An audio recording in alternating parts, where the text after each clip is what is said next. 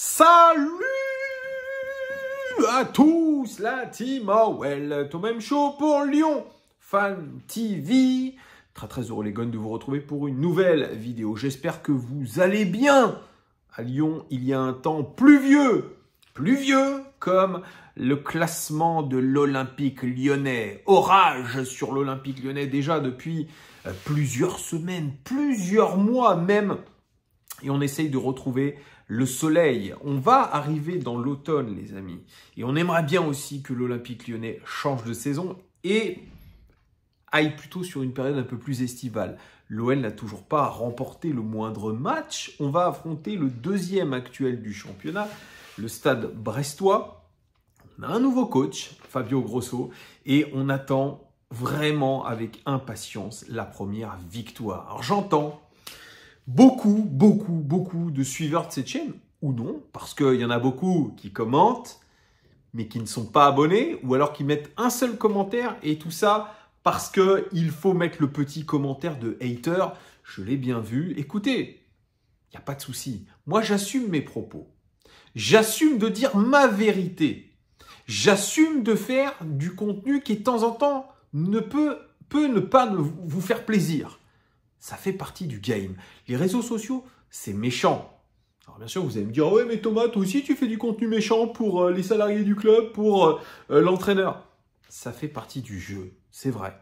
Mais sur du contenu foot, forcément, eh bien, ça va avec les résultats du club. Moi, pour l'instant, ce que je vois, ce n'est pas bon. Promis, s'il y a des choses positive, si on commence à gagner, si on commence même à bien jouer, eh bien je le dirai et j'en serai le premier heureux.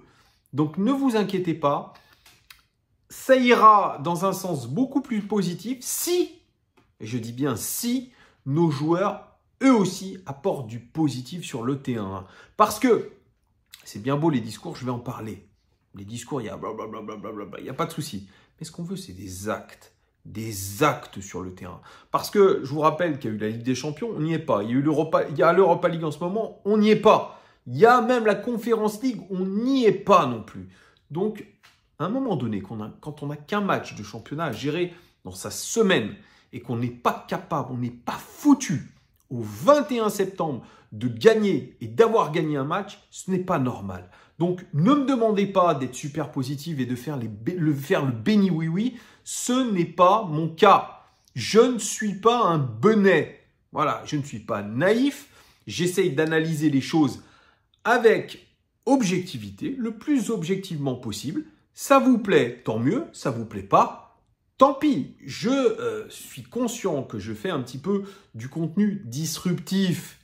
Mais c'est comme ça. Ça fait partie de l'ADN aussi de cette chaîne. Chacun a son avis. Ça va pas au-delà de, évidemment, de la politesse qui doit être, je pense, une ligne conductrice sur cette chaîne.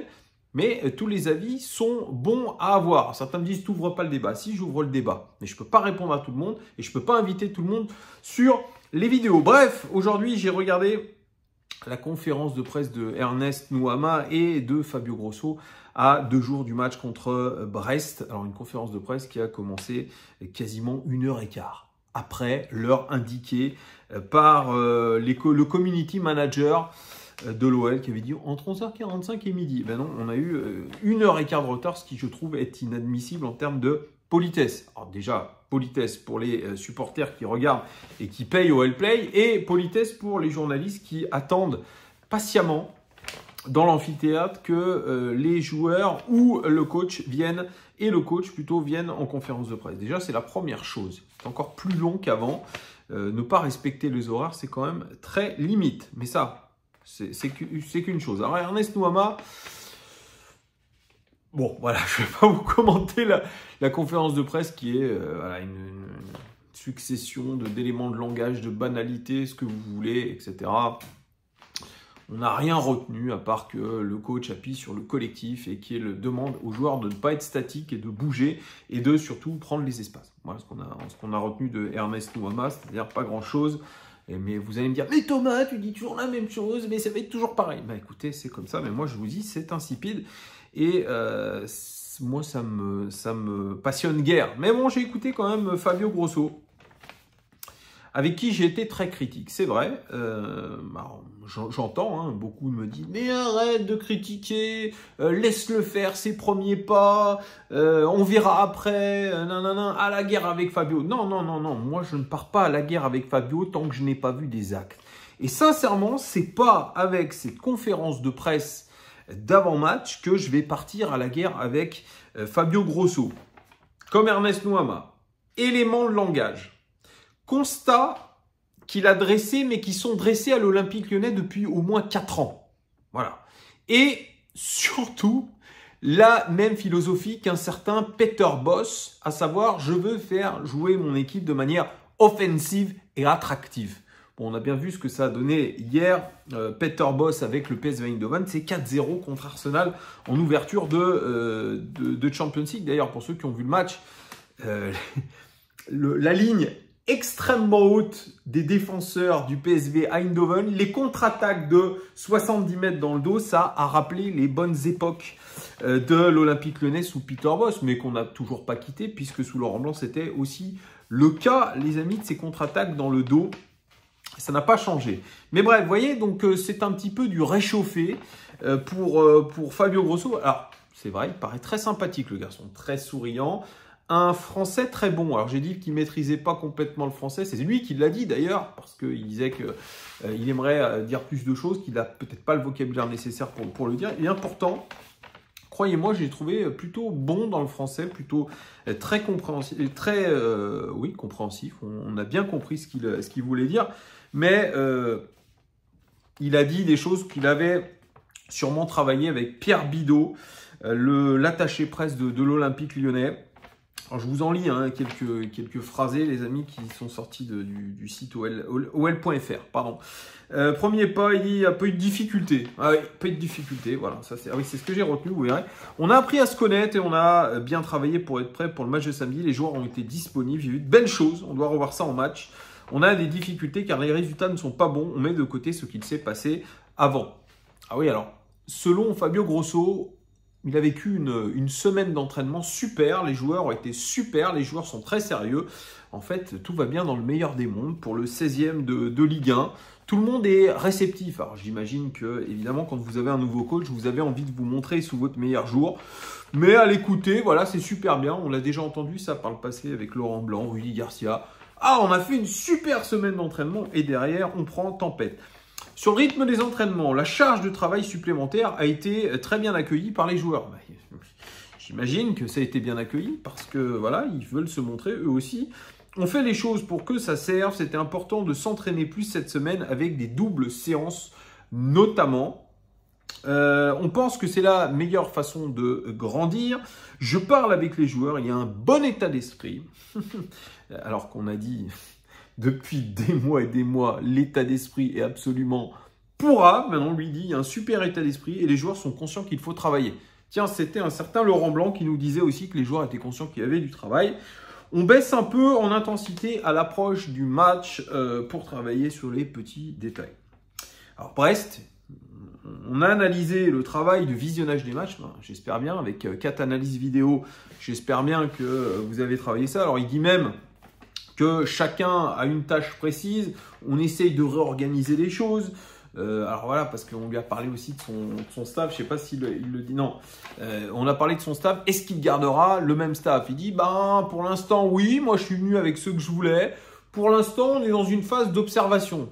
Ok, et on verra si jamais on en garde ou pas. Alors, attendez, c'est pas pour être viré, c'est pour être placé ailleurs, c'est-à-dire peut-être à Molenbeek notamment. Donc là, on est dans une phase d'observation. Ok. Donc, je vous disais sur Brest, il dit que c'est une équipe en pleine confiance, on veut faire un bon match. J'ai dit aux joueurs qu'il fallait qu'on fasse bien ce qu'on peut décider de bien faire, comme le courage, la détermination et la disponibilité. On sait qu'il y aura des difficultés, mais on est prêt à les surmonter. On joue une équipe en pleine forme. On sait qu'on a les qualités pour faire un gros match. On en est persuadé. J'aimerais qu'on dise après le match qu'on a vu une équipe jouer ensemble.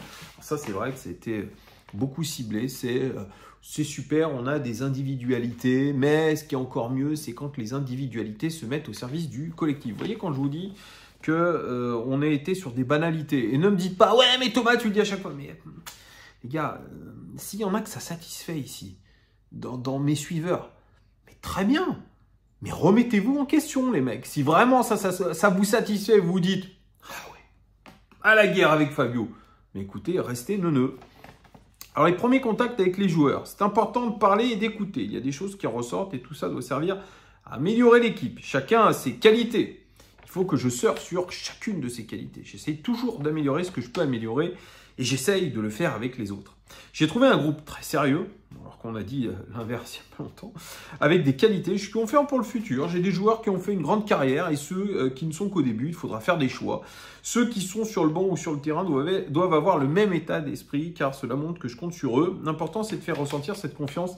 J'essaye de faire mes choix avec simplicité. Alors ça, il l'a dit plusieurs fois. Moi, vous savez, les choix, c'est simple.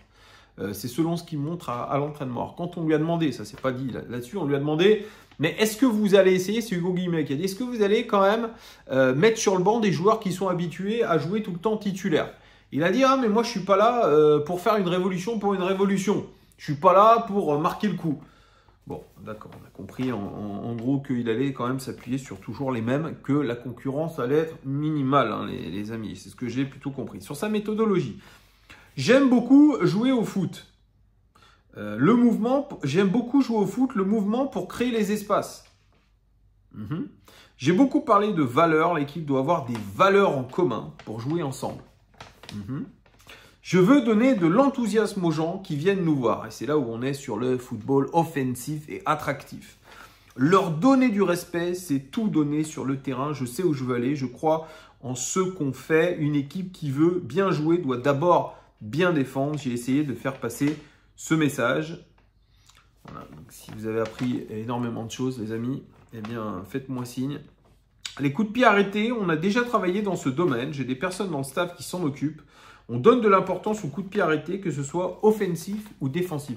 Donc, il a des gens dans le staff qui sont toujours les mêmes que sous les autres, hein, qui travaillent les coups de pied arrêtés. Est-ce que c'est les siens, c'est les adjoints qu'il a fait venir, j'en sais rien. Mais voilà, donc encore une fois, très déçu des conférences de presse comme ça, où on n'a rien appris, où c'est un tissu de banalité. Maintenant, ça fait 3 vidéos que je vous dis que je ne suis pas hyper hypé par Fabio Grosso, mais j'attends d'être surpris. Voilà. Certains diront, ah, il retourne sa veste. Écoutez, dans la vie, il ne faut pas avoir que des certitudes.